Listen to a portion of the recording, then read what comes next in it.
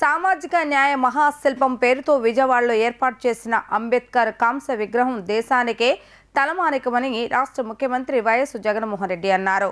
ఆకాశమంతటి వ్యక్తిత్వం కలిగిన అంబేద్కర్కు ఆకాశమంత ఎత్తులో ఉండేలా 81 అడుగుల దిమ్మపై 125 అడుగుల విగ్రహాన్ని ఏర్పాటు చేశామన్నారు.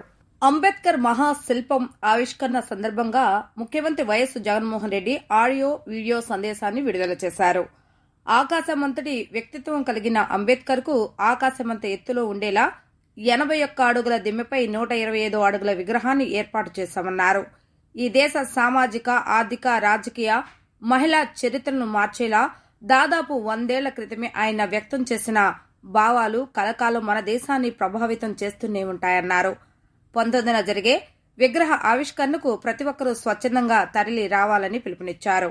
ఈ నెల 19వ తారీఖున చారిత్రక స్వరాజ్య మైదానంలో ఆవిష్కరించబోతా ఉన్న ఈ విగ్రహం దేశంలోనే కాదు ప్రపంచంలోనే అతిపెద్ద అంబేద్కర్ గారి విగ్రహం.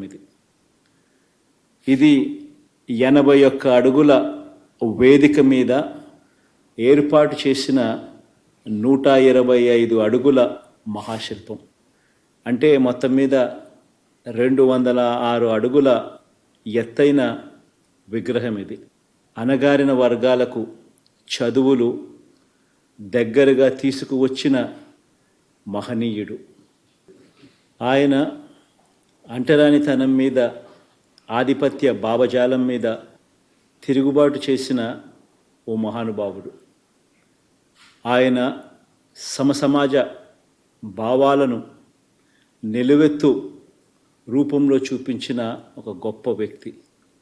ఆయన రాజ్యాంగం ద్వారా, రాజ్యాంగ హక్కుల ద్వారా నిరంతరం మనల్ని కాపాడే ఓ మహాశక్తి.